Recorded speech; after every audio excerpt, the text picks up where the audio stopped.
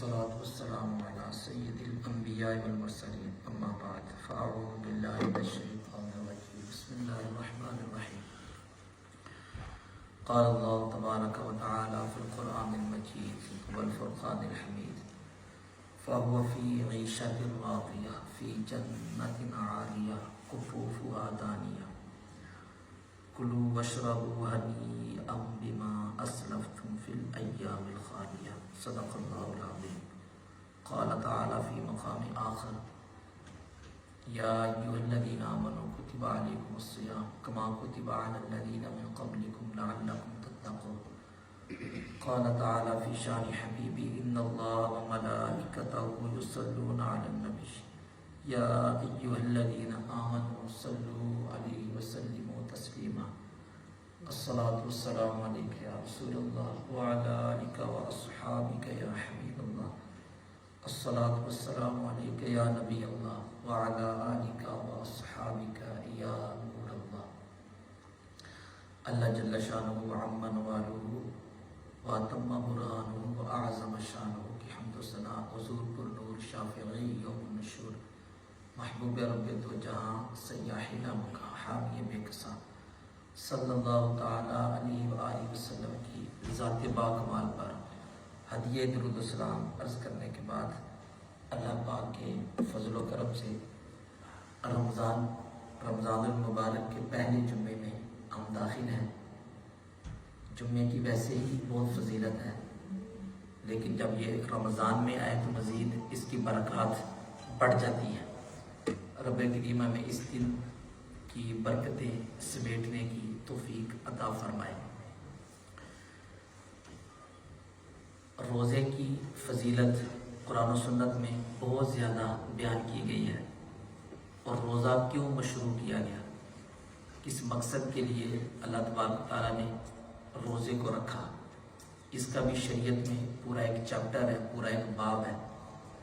قرآن مجید فرقان حمید کی جب ہم اسٹڈی کرتے ہیں تو روزے کی اہمیت ہمارے سامنے آتی ہے۔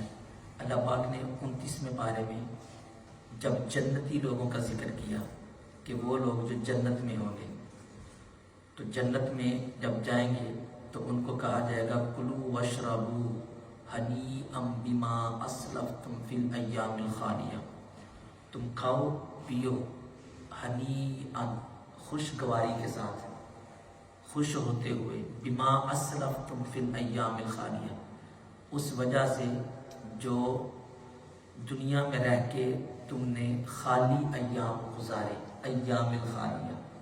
تو ایام الخالیہ سے مراد مفسرین نے فرمایا کہ دنیا میں جو بندے نے روزے رکھے ہوں گے، اللہ کی رضا کے لیے بھوک اور پیاس برداشت کی ہوگی، ایام الخالیہ سے مراد وہ دن ہیں۔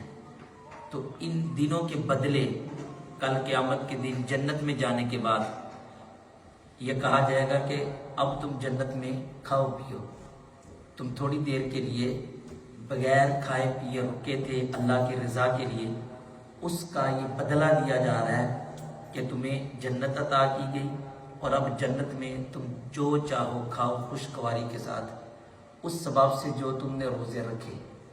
تو یہ ایک انسان کو اس وقت جو خوشی ہوگی، جو سرور حاصل ہوگا، تو وہ پھر سمجھے گا اور وہ جان لے گا کہ جو دنیا میں نے روزے رکھے اس کا کیا اجر ہے، کیا ثواب ہے۔ اور وہ لوگ جو قصداً روزہ ترک کرتے ہیں تو ان کے لیے تو وعیدیں ہی وعیدیں ہیں، بلکہ حدیث شریف میں یہ فرمایا کہ ایک روزہ بھی اگر رمضان کا بھی چھوڑ دے، ساری زندگی روزے رکھتا رہے، تو وہ اس کی فضیلت کو نہیں پا سکتا۔ وہ جو روزہ اس نے چھوڑا ہے جان بوجھ کے، ہاں عذر کی وجہ سے چھوڑنے کی اجازت ہوتی ہے، بعد میں قضا کرنا ہوتا ہے۔ تو روزوں کی اپنی برکات ہیں۔ صوم عربی میں کہتے ہیں روزے کو، صوم کا معنی ہوتا ہے رکنا، کسی بھی چیز کے لیے تھوڑی دیر کے لیے، ایک لمحہ کے لیے بھی رک جانے کو لغوی طور پہ اگر آپ ڈکشنری میں اس کا معنی دیکھیں تو اس کا معنی رکنا ہوگا، سٹاپ کرنا ہوگا۔ لیکن شرعی طور پہ صوم کا معنی کیا ہے؟ شرعی طور پہ صوم کا معنی یہ ہے کہ صبح صادق سے لے کے غروب آفتاب تک کھانے پینے اور جمع کرنے سے رک جانے کا نام یہ روزہ ہے۔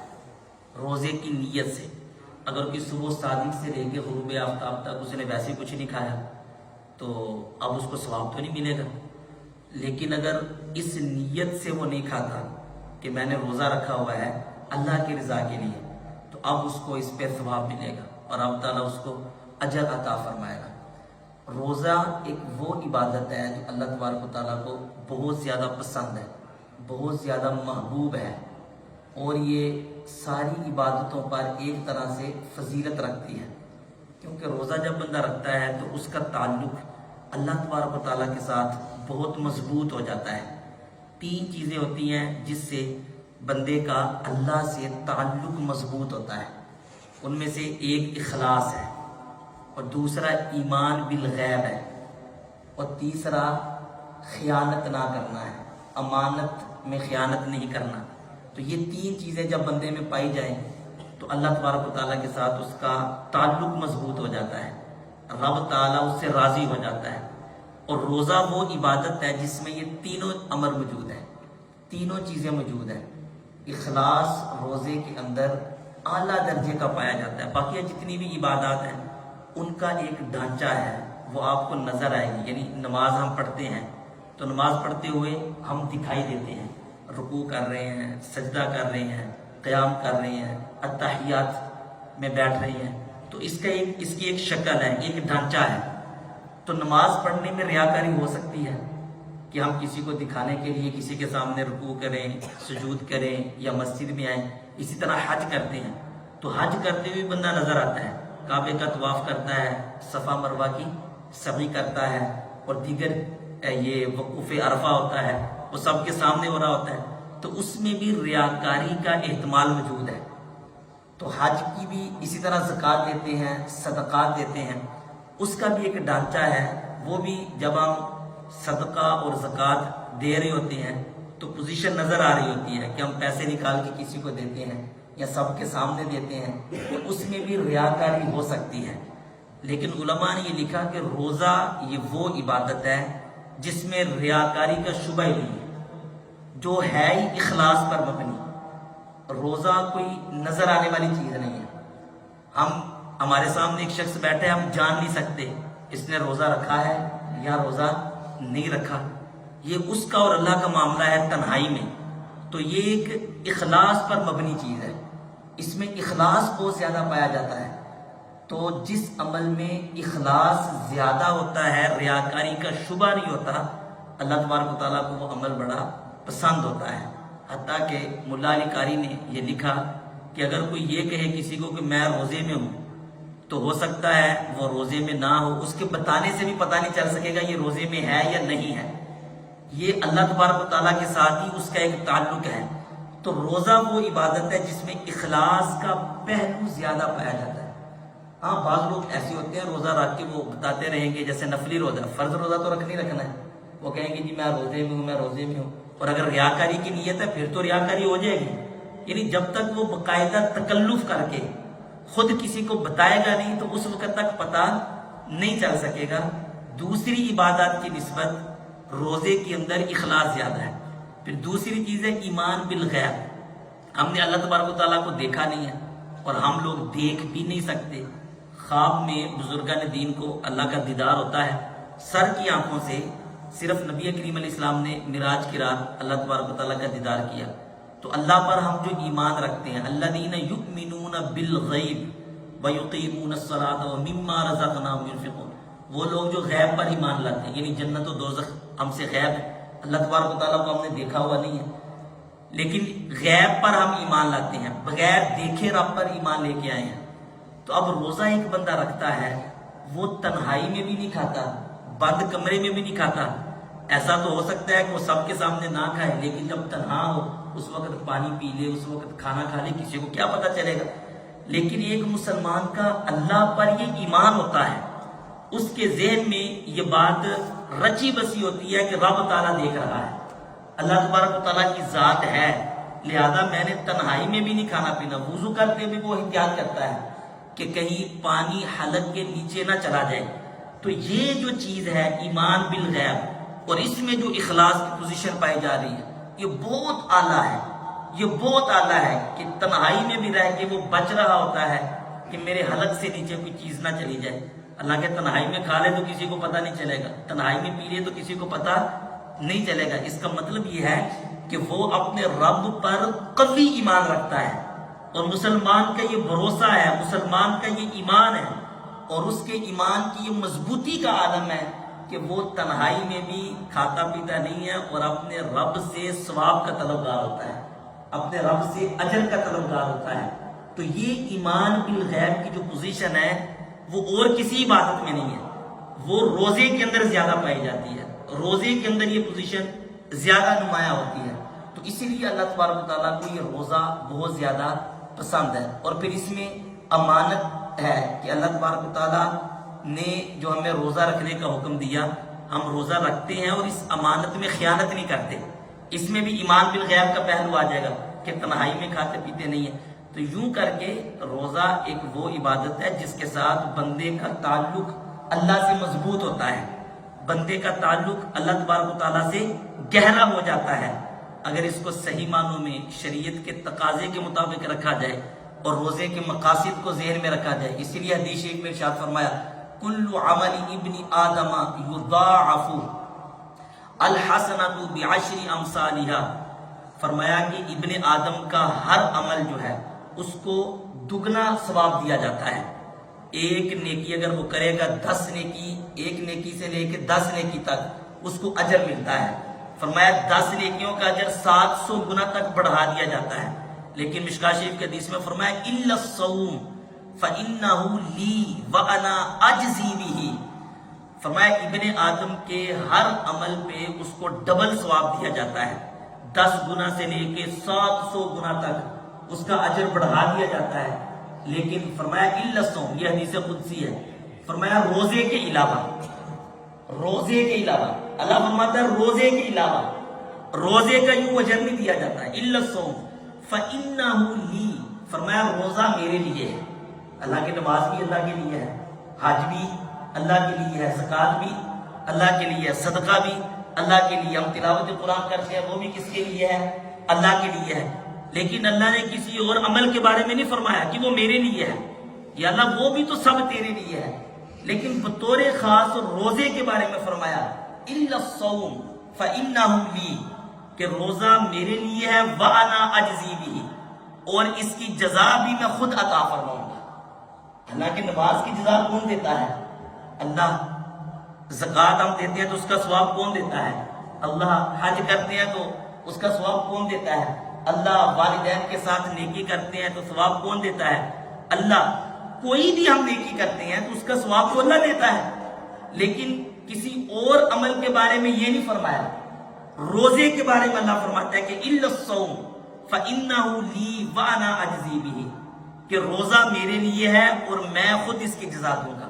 اس کی علماء نے کئی وجوہات بیان کی ہیں, کئی وجہ لکھی ہیں کہ روزے کے اندر ایک تو یہ ہے کہ جیسے میں نے پہلے عرض کی اخلاص زیادہ پایا جاتا ہے, اور روزہ پھر وہ عبادت ہے کہ اللہ تبارک و تعالیٰ نے اس کو اپنی طرف منسوب کیا. یعنی مطلب یہ ہے کہ نماز پڑھتے ہیں تو اس کا اجر فرشتے لکھ لیتے ہیں رجسٹروں میں. اللہ حکم دیتا ہے اس بندے کو اتنا اجر دے دو. کوئی صدقہ دیتا ہے تو حکم دیا جاتا ہے اس بندے کے نامہ اعمال میں اتنا ثواب لکھ دو. حج کرتا ہے تو حکم دیا جاتا ہے اس کے نامہ اعمال میں اتنا ثواب لکھ دو. زکوٰۃ دیتا ہے تو حکم دیا جاتا ہے اس کے نامہ اعمال میں فرشتوں اس کے نیکی والے رجسٹر میں اتنا ثواب لکھ دو. جتنی بھی وہ نیکیاں کرتا ہے, تلاوت قرآن کرتا ہے, دیگر نیکیاں کرتا ہے, اس کے نیکی والے رجسٹر میں اللہ کی طرف سے آرڈر آتا ہے, فرشتے لکھ دیتے ہیں. لیکن فرمایا روزے کو چھوڑ دو. اے فرشتوں, روزے کا ثواب تم نے نہیں لکھنا, روزہ یہ میرے لیے ہے, اس کا ثواب بھی میں خود ہی عطا فرماؤں گا. اس کا ثواب بندے کو کیا ملے گا فرشتوں تمہیں بھی نہیں بتانا, یہ تمہیں بھی پتا نہیں ہے کہ یہ میرا اور بندے کا تعلق ہے کہ باقیہ عبادات کا ثواب تم رجسٹر میں لکھ دو, لیکن روزے کو چھوڑ دو کہ یہ میرے لیے ہے, اس کی جزا میں خود عطا فرماؤں گا, اس کی جزا میں خود دوں گا. تو یوں کر کے اس کی فضیلت واضح ہو جاتی ہے. اور دوسرا یہ کہ جیسے تمام زمین اللہ کی ہے, ہم جن گھروں میں رہتے ہیں وہ ٹھیک ہے, ہم کہتے ہیں کہ یہ میرا گھر ہے, یہ فلاں کا گھر ہے, یہ فلاں کا گھر ہے. حقیقت میں تو وہ بھی اللہ کی ملکیت میں ہے.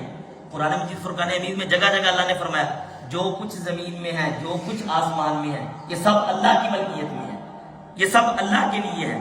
تو جن گھروں میں ہم رہتے ہیں وہ بھی اللہ کی گھر ہے، لیکن مسجد کو بطور خاص اللہ کا گھر کہا جاتا ہے، خانہ کعبہ کو بطور خاص اللہ کا گھر کہا جاتا ہے، اس کی نسبت بطور خاص اللہ کی طرف کی جاتی ہے۔ ہمارے گھروں کی نسبت عام طور پہ عام لینگویج میں، عام گفتگو میں اللہ کی طرف نہیں کی جاتی، حالانکہ وہ بھی اللہ کا ہے۔ تو اسی طرح نماز بھی اللہ کی ہے، یہ زکوٰۃ بھی اللہ کے لیے ہم دیتے ہیں، صدقہ بھی اللہ کے لیے دیتے ہیں، حج بھی اللہ کے لیے کرتے ہیں، دیگر نیکیاں بھی اللہ کے لیے کرتے ہیں، لیکن روزے کے لیے اللہ نے اسپیشل پروٹوکول رکھا۔ ایک عزت بخشنے کے لیے، شرف بخشنے کے لیے اللہ نے روزے کی نسبت اپنی طرف فرمائی کہ روزہ میرے لیے ہے اور اس کی جزا میں خود دوں گا۔ اور یہ جو حدیث شریف ہے مشکات میں اور دیگر کتب میں موجود ہے، اور بعضوں نے یہ پڑھا وَأَنَا أُجْزَى بِهِ، ایک ہے عجزی معروف سیغے کے ساتھ، اور ایک ہے اجزا۔ جب عجزی پڑھیں گے تو مطلب یہ ہے کہ روزہ میرے لیے ہے اور اس کی جزا میں دوں گا، اور جب اجزا پڑھیں گے تو معنی چینج ہو جائے گا، پھر معنی زیادہ محبت والا بنے گا، پھر مطلب یہ ہے کہ ہر عمل کا بندے کو ثواب ملتا ہے الا الصوم، روزے کے علاوہ، فإنه لی وأنا أجزى بہ، فرمایا روزے کے علاوہ کہ روزہ میرے لیے ہے اور اس کی جزا میں خود ہوں، یعنی باقیہ عمل کرنے پہ بندے کو ثواب ملتا ہے اور روزہ رکھنے پہ بندے کو خدا ملتا ہے۔ روزہ رکھنے کی وجہ سے اس کو رب مل جاتا ہے، یعنی رب کی محبت، اللہ کا پیار، اللہ کی الفت، اللہ کی چاہت، اللہ کی رضا، تو یہ زیادہ روزے کے اندر یہ چیز پائی جاتی ہے۔ تو اس لیے روزہ بندے کا تعلق اللہ کے ساتھ مضبوط ہو، روزہ اس چیز کا نام ہے۔ خالی کھانے پینے سے رک جانے کا نام روزہ نہیں ہے، اللہ کے ساتھ ہمارا تعلق مضبوط ہو رہا ہے یا نہیں، ہم نے یہ دیکھنا ہے۔ اور اگر ہم روزہ رکھ کے اس تعلق باللہ کو نہ سمجھیں، روزہ رکھ کے نماز بندہ ایک نہ پڑھے، روزہ رکھ کے بندہ حرام کاموں میں لگا رہے، تو روزے کا تو مقصد اللہ سے تعلق مضبوط کرنا تھا، تو پھر تعلق تو مضبوط نہ ہوا۔ یہ ایک کورس رکھا گیا رمضان شریف کہ اس میں ہم پریکٹس کریں اور اللہ سے تعلق ایسا بحال کریں کہ پورا سال ہی اللہ تبارک و تعالیٰ سے ہمارا تعلق رہے، اللہ تبارک و تعالیٰ کی محبت میں پورا سال ہی ہم نیکیاں کرتے رہیں۔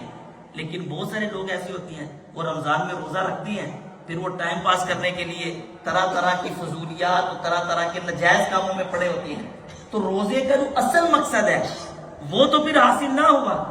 خالی بھوکا رہنا، خالی پیاسا رہنا، اس کی تو کوئی وجہ نہیں ہے۔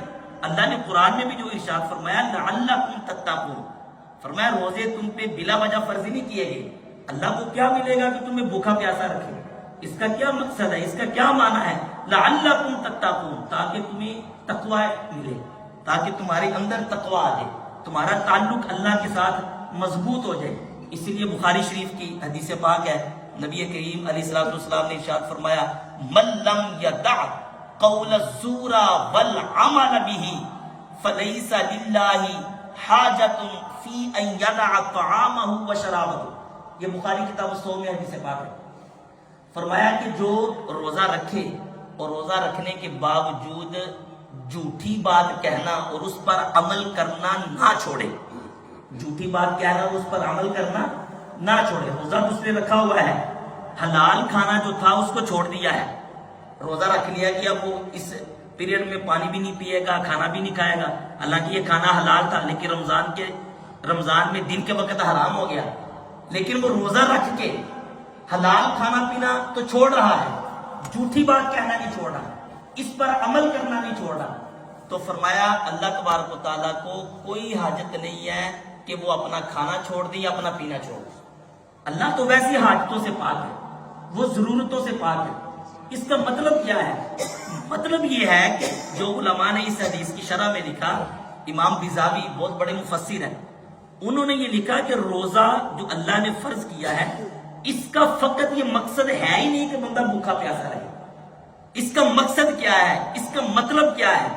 اس کا مقصد یہ ہے کہ اللہ تبارک و تعالیٰ بندے کی تربیت کرنا چاہتا ہے کہ رب کے لیے خواہشات کو کیسے چھوڑا جاتا ہے، رب کے لیے خواہشات کو چھوڑ دینا چاہیے. اور یہ بندے کی رب پریکٹس کروانا چاہتا ہے کہ اس کا جو نفس امارہ ہے جو اس کو برائی کی طرف لے کے جاتا ہے, گناہوں کی طرف لے کے جاتا ہے, عبادات سے جو اس کو دور کرتا ہے, اللہ سے جو اس کو دور کرتا ہے, وہ جو نفس امارہ ہے اس روزے کی پریکٹس سے وہ نفس مطمئنہ کی طرف آ جائے, نفس مطمئنہ کی طرف آ جائے, جس کے بارے میں فرمایا یا ایتھا النفس المطمئنہ ارجعی الی ربک راضیۃ مرضیہ فادخلی فی عبادی وادخلی جنتی. کیا ہے نفس مطمئنہ؟ جب موت کا وقت آتا ہے نا, جس کا نفس مطمئنہ ہو جاتا ہے, یعنی اللہ کی محبت میں وہ غرق ہو جاتا ہے. یا ایتھا النفس المطمئنہ, تو فرمایا جاتا ہے کہ ارجعی الی ربک, اپنے رب کی طرف تو لوٹ, اس حال میں کہ اللہ تم سے راضی ہے, تو اللہ سے راضی ہے, میرے بندوں میں داخل ہو جا اور میری جنت میں داخل ہو جا. تو یہ روزہ جو ہے یہ اصل میں ایک پریکٹس ہے تاکہ ہماری تربیت ہو اور ہمارا جو نفس امارہ جو سرکشی کی طرف جاتا ہے تھوڑی دیر, کیونکہ نفس کی عادت ہے, نفس کو جب آپ کھلائیں پلائیں گے نا تو یہ برائی کی ڈیمانڈ کرتا ہے. جب پیٹ بھرا ہوگا تو پھر وہ کہتا ہے چلو یار اب کھا پی تو لیا ہے, آپ کی انجوائے ہونا چاہیے, کوئی گھومنا پھرنا چاہیے, کوئی ایسا غلط کام ہونا چاہیے. نفس کی یہ جسے کہتے ہیں نا کہ اس کی طبیعت میں یہ چیز شامل ہے کہ جب اس کو سیر رکھیں گے, خوب کھا پی لے گا, اس کے بعد یہ ڈیمانڈ کرتا ہے, یہ مطالبہ کرتا ہے کہ بھائی اب کچھ کرو, کچھ انجوائمنٹ کرو, کوئی برائی کرو, کوئی غلط کرو, کوئی گناہ کرو. شہوت ابھرتی ہے. تو یہ کھانے پینے سے جو روکا گیا اس میں مطلب یہ ہے کہ نفس تھوڑا نیچے آتا ہے, نفس مرتا ہے اور نفس کی یہ خواہش دبتی ہے اور بندہ عبادات کی طرف آتا ہے. لیکن اگر کوئی بندہ سحری میں اتنا کھا لے, افطاری میں اتنا کھائے, سارا دن اس کو وہ ڈکار ہی آتے رہے, تو اس کے لیے تو وہ مقصد حاصل نہ, اور روزہ تو ہو جائے گا لیکن روزے کا جو مین مقصد تھا وہ حاصل نہ ہوا. ہم نے یہ دیکھنا ہے کہ رمضان شریف میں ہم اس مقصد کو پا گئے ہیں. اللہ تبارک و تعالیٰ کا ہر کام حکمت کے مطابق ہوتا ہے, حکمت سے خالی کوئی بھی کام نہیں ہے. بندے کو بھوکا پیاسا رکھنا اس میں بھی حکمتیں ہیں, اور اس کی حکمتیں یہی ہیں تاکہ بندے کی پریکٹس ہو اور وہ اللہ کے ساتھ اپنے تعلق کو مضبوط کرے, اللہ کے ساتھ اپنے تعلق کو بحال کرے.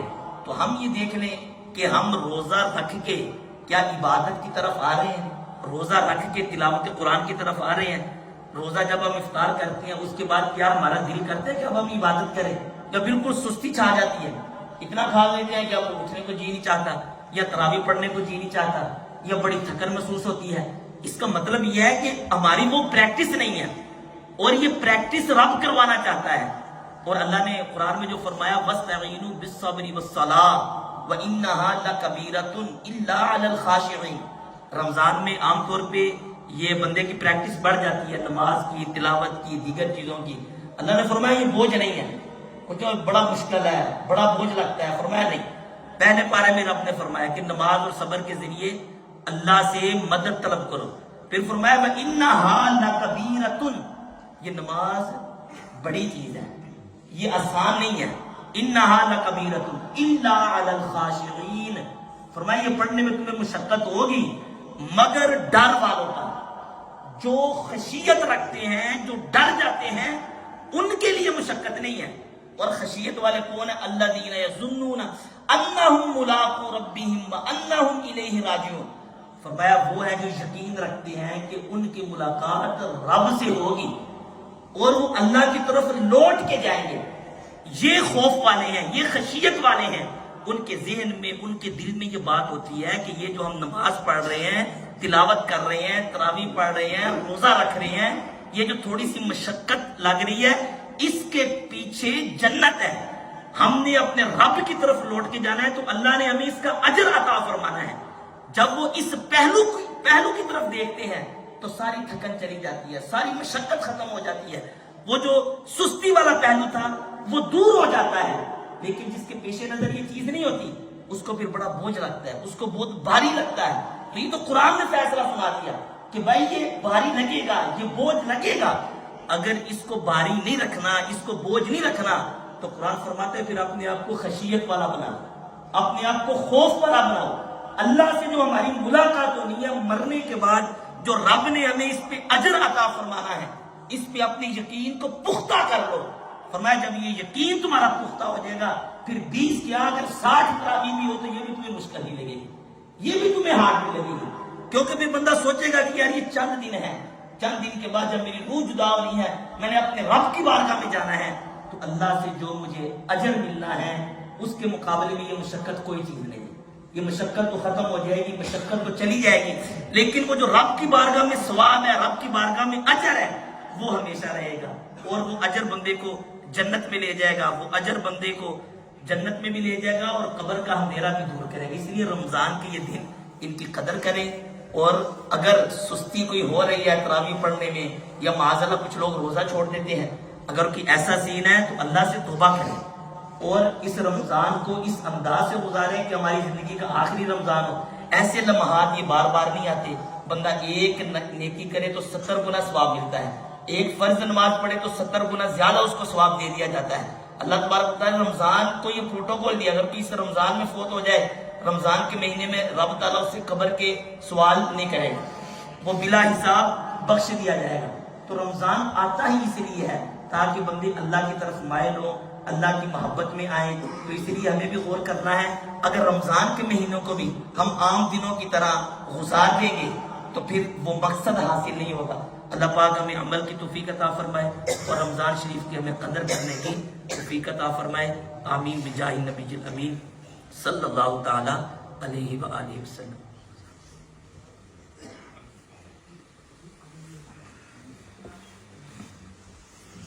الصلاة والسلام